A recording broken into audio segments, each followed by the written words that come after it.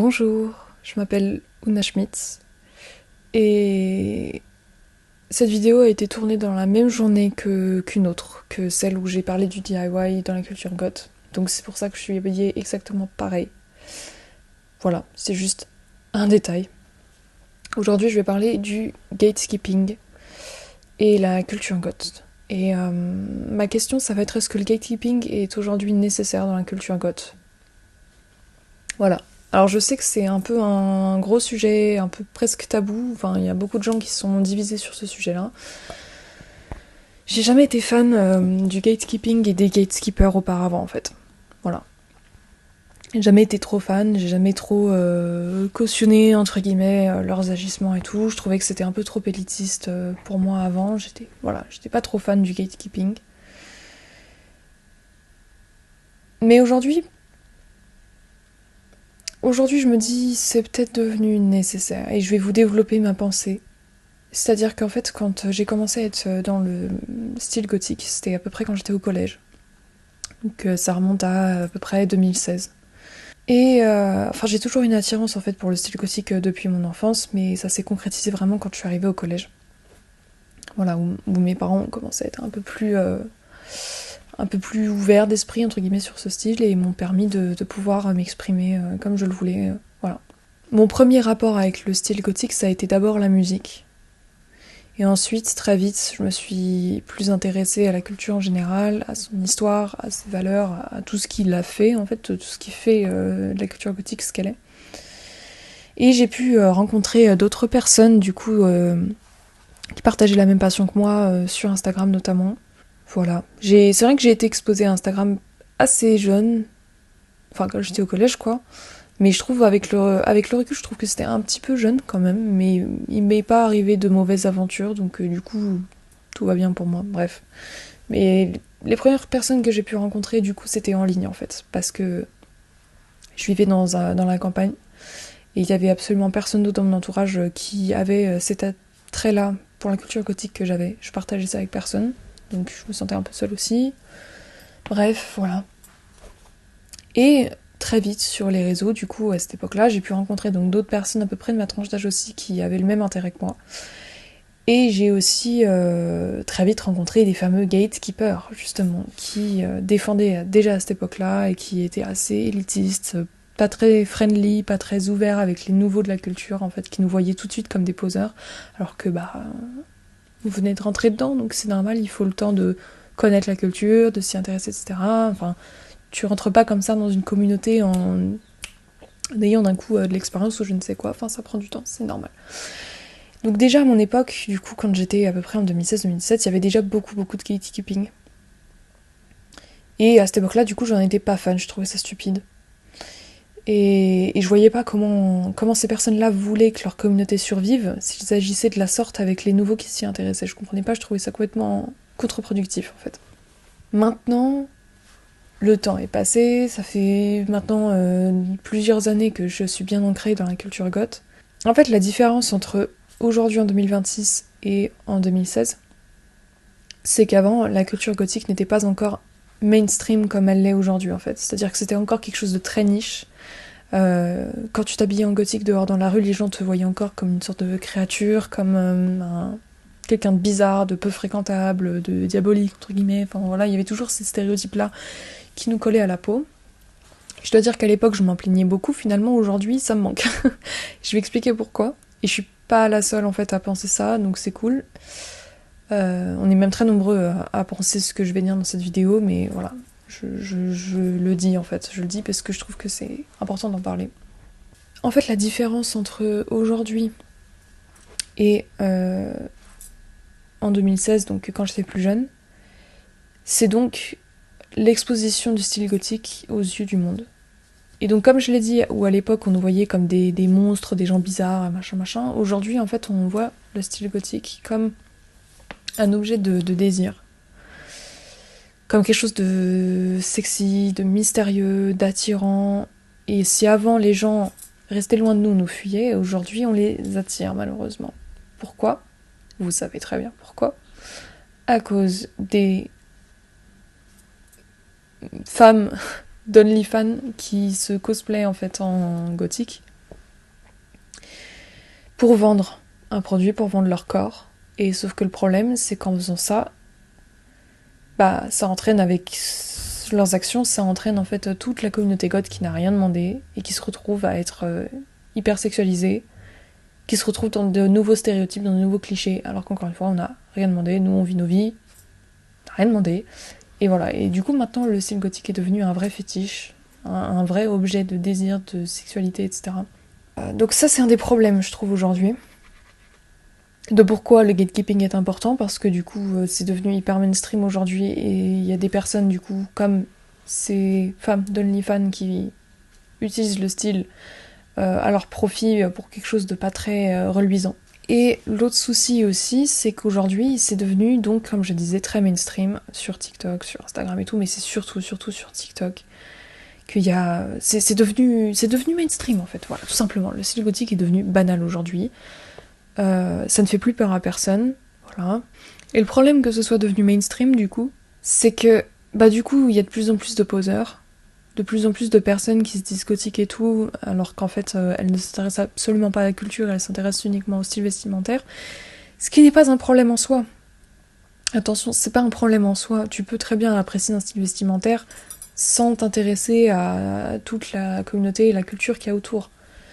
Mais dans ces cas-là, tu te considères pas goth alors. Si t'aimes juste t'habiller en noir avec des chaînes, des clous et tout, mais t'en as rien à faire de la culture goth, de son histoire, de sa musique, etc., de ses valeurs, de sa philosophie, dans ces cas-là, tu te considères pas goth.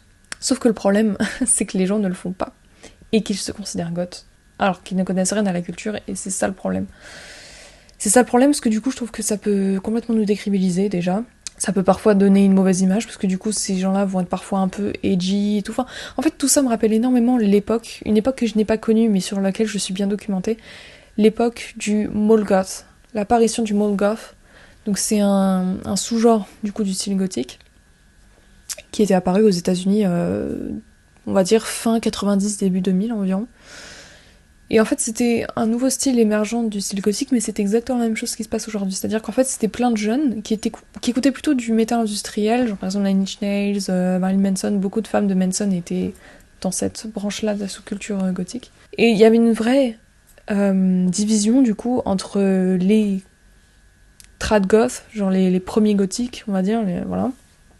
Genre les gothiques de base, quoi, avec The Cure, Susie and the Banshees, tout ça. Et t'avais ce nouveau genre gothique, du mall goth, donc du coup, littéralement les gothiques commerciaux, en fait, c'était vraiment un peu des poseurs qui allaient s'habiller à Hot Topic et qui écoutaient plutôt du métal industriel et qui ne s'intéressaient pas du tout à la culture gothique finalement, ils aimaient juste bien l'esthétique. Et ça créait vraiment un vrai contraste au sein de la communauté, il y avait une vraie division. Voilà, aujourd'hui, il y a beaucoup de gens qui admettent que le mall goth fait vraiment partie du mouvement gothique, c'était une vraie branche, un vrai mouvement aussi émergent. Moi, je sais pas trop ce que j'en pense en vrai, j'ai pas vraiment d'avis là-dessus. Mais j'aime bien le mall goth, il y a des idées artistiques et tout niveau vêtements que j'aime bien. Donc j'ai pas grand chose contre en vrai. Mais du coup, j'ai l'impression qu'aujourd'hui, on est de nouveau confronté à ça avec du coup les espèces de gothiques de TikTok machin qui te réinventent des règles. Ou maintenant, j'en ai déjà parlé du coup dans une autre vidéo un peu sur un sujet similaire où je parlais que voilà, les styles alternatifs, maintenant on a une espèce de police de l'alternatif où il y a toujours des gens qui viennent te voir pour te dire ah oui, tu n'as pas ces basics dans ta garde-robe, tu n'as pas de corset, tu n'as pas de clous, mais tu n'es pas un vrai gothique. C'est pas comme ça que ça marche. C'est pas comme ça que ça marche. Bref, il y a beaucoup de personnes comme ça en fait, des espèces de police du style. Alors que ces gens-là ne connaissent rien justement à la culture goth, sinon ils feraient pas ce qu'ils font, c'est-à-dire critiquer les gens sans arrêt, sans les connaître. Bref, comme j'ai déjà dit 1000 fois, tu peux très bien être gothique et t'habiller en jean bleu avec un t-shirt blanc, enfin... Le style est optionnel. Hein. Je leur dirai jamais assez, mais le style est vraiment optionnel, t'es pas obligé. Bref, donc il y a vraiment ce problème-là, c'est qu'en fait, on est devenu hyper mainstream. On ouvre la porte du coup à plein de personnes, alors c'est pas mauvais en soi encore une fois, hein. C'est bien aussi que des nouvelles personnes s'intéressent au style goth et tout, c'est cool, ça fait plaisir, c'est génial. T'as du coup de plus en plus d'espèces de poseurs comme ça qui viennent et qui font les polices et qui machin, et qui pensent connaître tout sur tout par rapport aux autres, être meilleurs. Cette espèce de performance constante sur les réseaux de qui est le plus goth parmi un tel ou un tel, toujours être plus. Et c'est juste insupportable. Parce que J'en ai parlé dans une autre vidéo aussi où je m'énervais dessus, mais je vais en reparler du coup ici. Mais c'est du coup on est toujours dans une espèce de performance et le style goth c'est pas ça à la base. T'es pas gothique pour plaire aux autres, t'es gothique pour plaire à toi-même parce que c'est qui tu es, c'est ton identité, c'est comme ça que tu ressens les choses, c'est ton style et voilà. Le style goth n'a jamais cherché à plaire au monde. Sauf qu'aujourd'hui c'est le cas, c'est le cas. Et en fait moi ce qui me pose souci c'est que j'ai remarqué aussi que la plupart des gens aujourd'hui de notre génération, et ça, je vais parler du coup du style gothique, mais en vrai, c'est un cas de figure qui s'adapte à tellement de choses. Ça peut être aussi dans les milieux professionnels, dans beaucoup de choses, on retrouve ce cas de figure. Et je trouve ça très problématique. C'est qu'aujourd'hui, les gens, en tant qu'individus, là où avant c'était à toi, en tant qu'individu, de t'adapter à une communauté, si tu voulais en faire partie, aujourd'hui c'est devenu l'inverse. C'est-à-dire que les individus qui veulent faire partie d'une communauté vont tout faire pour que ce soit la communauté qui s'adapte à eux en tant qu'individus. Sauf que ça n'a aucun sens. Ça n'a aucun sens. On n'a jamais fait plier la majorité pour s'adapter à la minorité. De rapport de communauté à individu, c'est pas comme ça que ça fonctionne.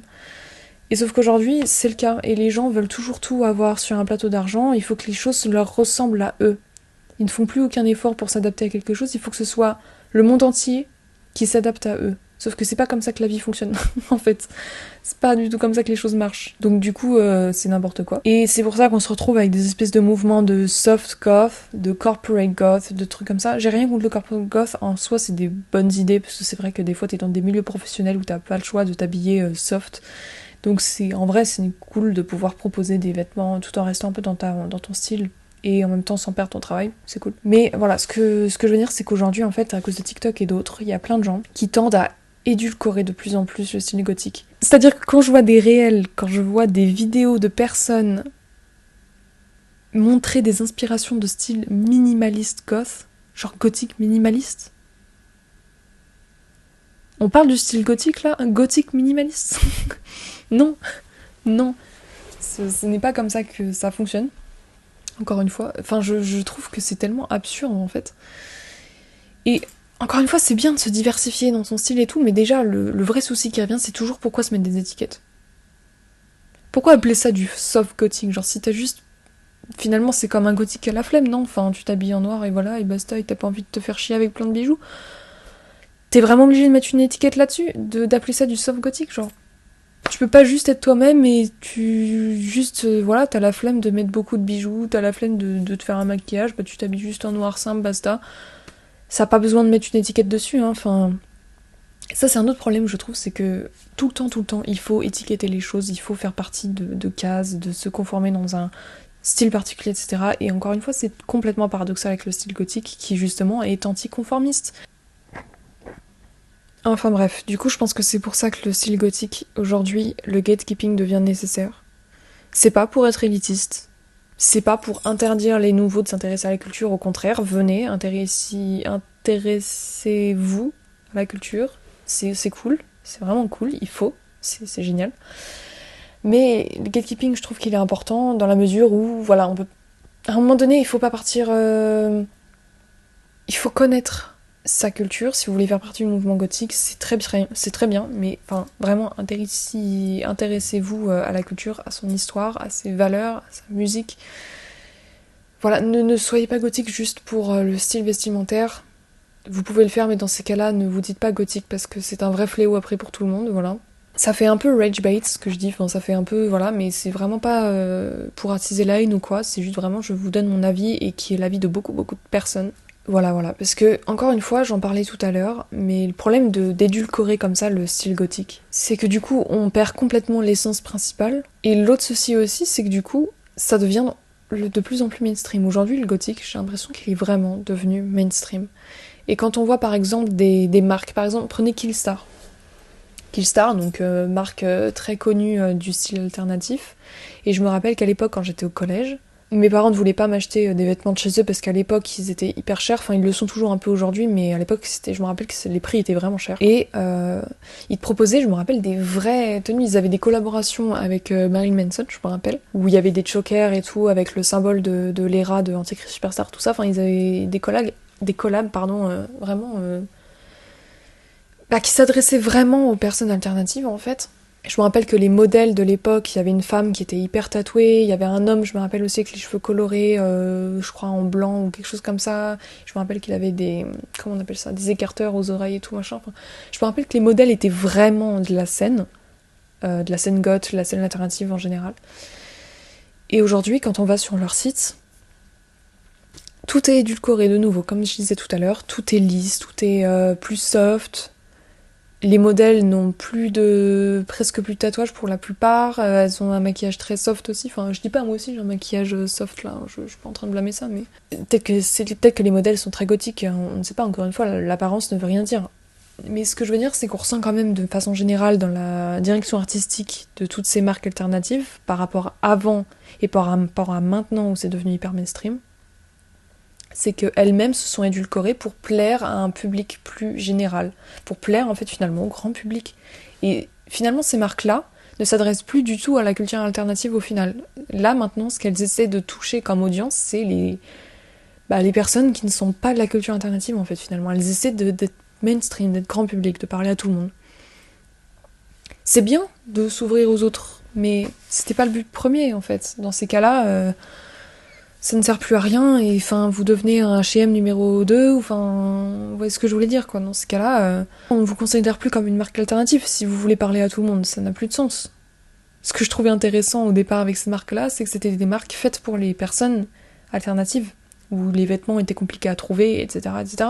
Aujourd'hui, du coup, ça n'a plus beaucoup d'intérêt si vous vous édulcorez, que vous effacez votre identité comme ça. À la limite, s'il y a une marque encore, je trouve, qui est toujours un peu droite dans ses bottes et qui participe pas trop à ce truc-là d'édulcoration, c'est Lip Service. Ils sont un peu chers aussi, mais ils ont encore des très bons produits qui rappellent beaucoup un peu les années 90, tout ça, et j'aime énormément, j'avoue, ce qu'ils proposent, c'est cool. Et voilà, eux, ils sont pas encore trop édulcorés, mais enfin, il y a beaucoup de marques comme ça, Killstar, Disturbia, peut-être pas Demonia, en vrai, ils sont encore fidèles à eux-mêmes, mais enfin, voilà, il y en a plein d'autres, mais enfin là j'ai que Killstar et Disturbia qui me viennent en tête, mais enfin voilà, il y a beaucoup de marques alternatives comme ça aujourd'hui qui effacent leur identité pour plaire à un plus grand public et je trouve que ça veut vraiment tout dire quoi. Et voilà, je terminerai donc cette vidéo en rappelant que avant on se plaignait justement d'être vus comme des personnes bizarres, peu fréquentables et tout machin, au moins les gens nous foutaient la paix.